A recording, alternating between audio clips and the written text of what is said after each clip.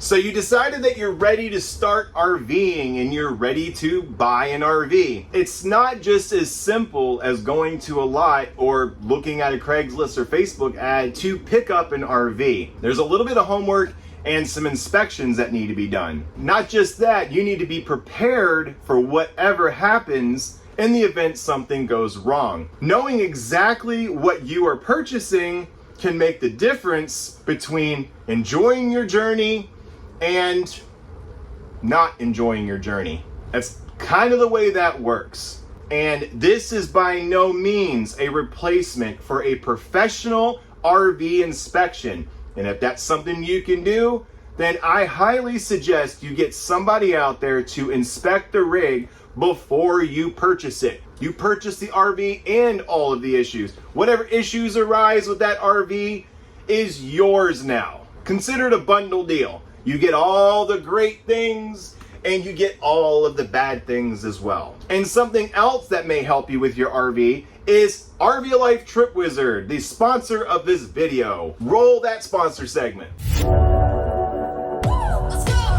RV Life Trip Wizard makes it easy to plan RV safe routes. Using a basic web browser, you're able to locate over 20,000 campgrounds with real reviews and over 57,000 points of interest, including fueling stations. Save time planning your next trip with RV Life Trip Wizard by scanning the QR code on the screen or click my affiliate link in the description box of this video. Thank you, RV Life Trip Wizard, for sponsoring this video.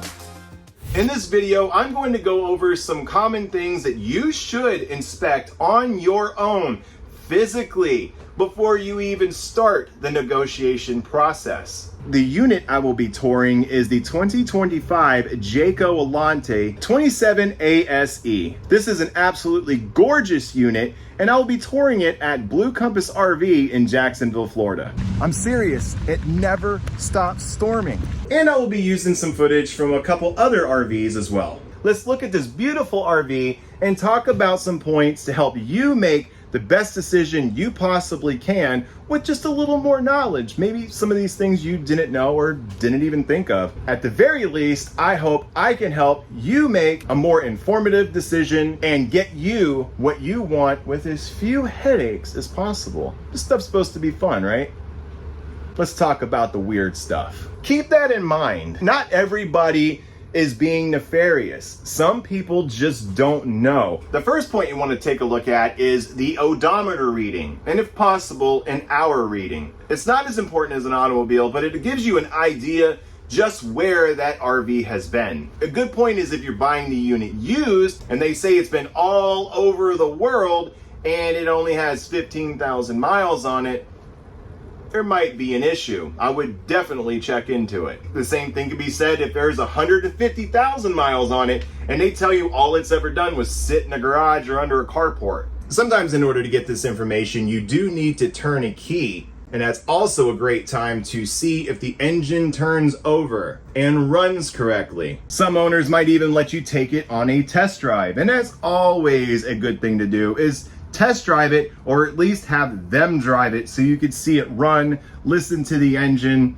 go from there. And this only applies if you're after a motorhome, because a travel trailer does not have an engine, nothing like that. And that's one concern you can scratch off your list if you're after a towable RV. Finding an RV with 50 to 100,000 miles that's 10, 15 years old is not unreal, and it doesn't mean there is a problem with it, but it's good information to know, especially when it comes to the maintenance schedule. RVs have a maintenance schedule. They have a very heavy maintenance schedule that encompasses a lot more than an automobile such as a truck or a car. These are big units, and they need a lot of TLC, whether it's a Class A or a travel trailer, a fifth wheel, Class B, whatever. There's always a lot of maintenance that goes into these because you need to keep them up. Think about like taking care of your house and your vehicle at the same time, all the time.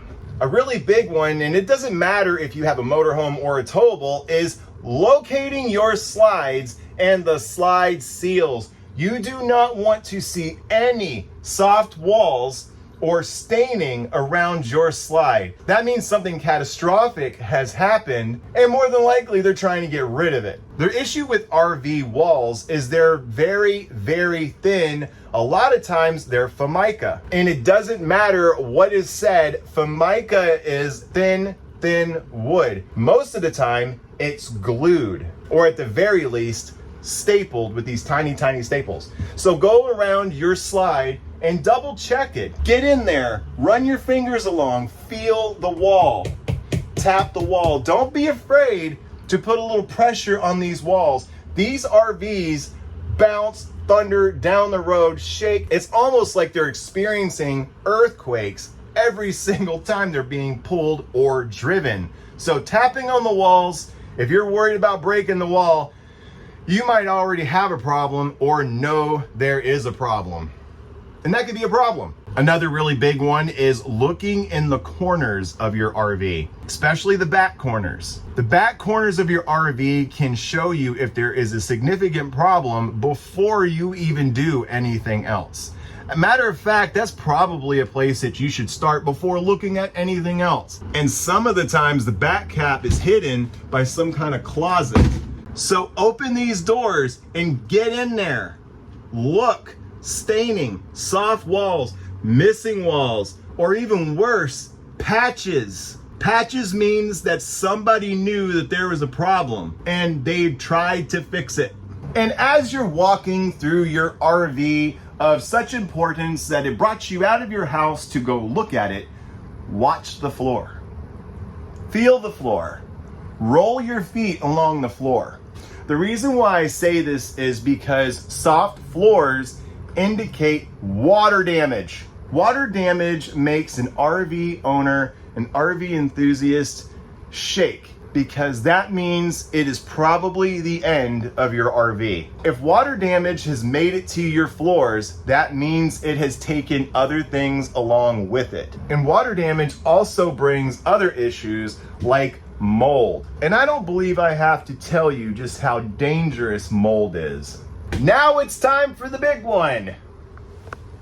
Your ceiling. Your ceiling is almost like a storybook. It can tell you almost everything that's going on with that roof or what's gone wrong with the roof. Because by the time you see staining on your ceiling, that means that sections of your roof are probably gone. And it is time to do an assessment before it gets carried away. And the issue is with that, your roof is connected to your walls and your walls are connected to your floor. And if your floor is soft, this may not be something you want to purchase unless you're looking for a project RV. And there are those who love a good project RV. What you want to do in the restroom, however, is you want to look for cracks in the tubs. You want to look at the skylights. A common failure point in RVs are these skylights. They're just a thin piece of plastic. Over time, the sun will start fading them, which eventually leads to some sort of cracking. And that means that they need to be replaced. The issue is some people don't replace them, they try to repair them.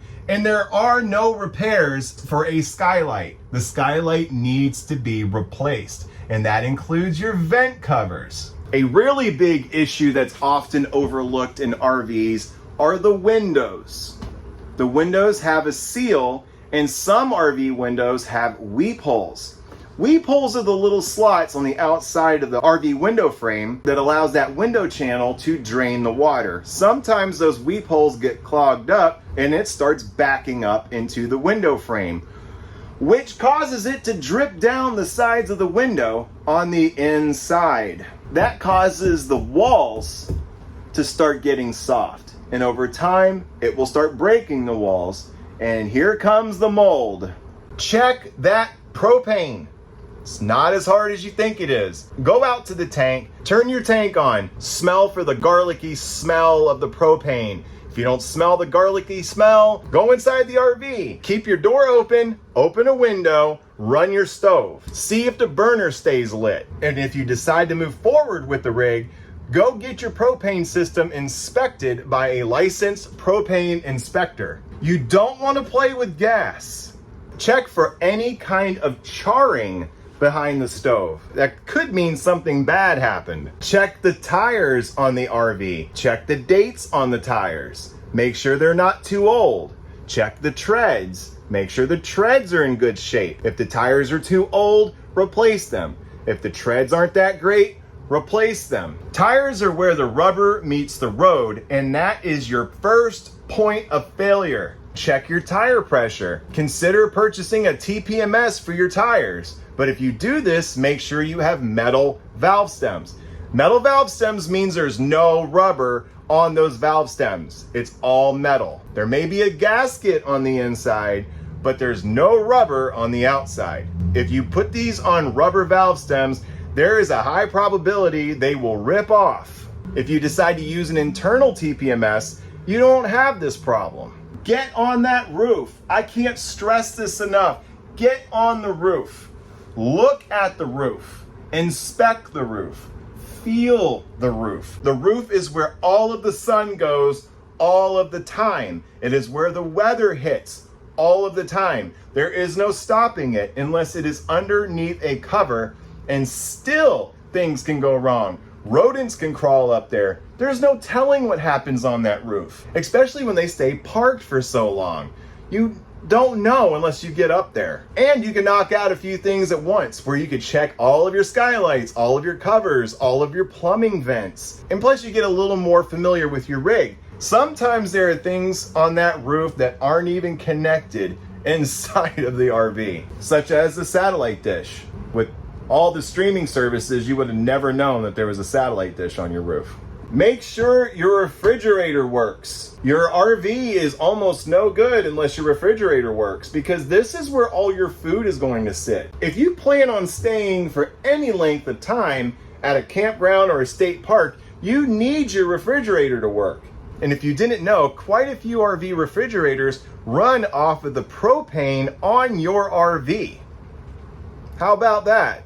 Now it's really important, isn't it? And the final point we're going to talk about is your electric system. Make sure your electric system functions. An RV has multiple different ways that it gets power. You need to make sure all of these systems work and that they've been taken care of. A good thing that you can do is head over to Walmart, go get a socket tester, and go to all the sockets and plug them in and make sure that little light lights up. That will tell you if it's grounded, and it'll tell you if it's functioning correctly. That little device can save you a huge headache down the road. Unplug from shore power, run the generator. See how that goes. Do the same thing, check your plugs. The negotiation process is probably the easiest portion of purchasing an RV when it comes to doing your homework. There may be a set price, but that set price is based on a few factors that the owner already knows and you don't. And if you're asking yourself what is better, a gas or a diesel, you are already asking the wrong questions. The questions you should be asking are there any leaks? When was the engine serviced? When was the transmission serviced? When were the tires replaced? These are just a few things. I hope this video was of some help to you. If you got any value out of it, please smash that like and subscribe button. Comment down below. I want to thank all of you for all of the support you've shown me over the past few years with my YouTube channel. I really do appreciate it. Also appreciate you all as I work through all of this hot weather. It is so unbelievably hot, and I do appreciate all of the support. Thank you so much for spending your time with me. This is Chris from Chris Travels. Hope to see you on the road, hopefully in an RV.